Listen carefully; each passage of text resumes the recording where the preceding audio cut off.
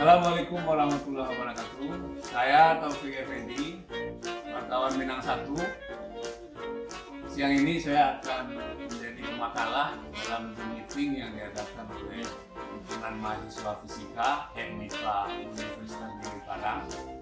Saya akan membawakan makalah yang berjudul Teknik Lobi, Rencana Aksi dan Persidangan.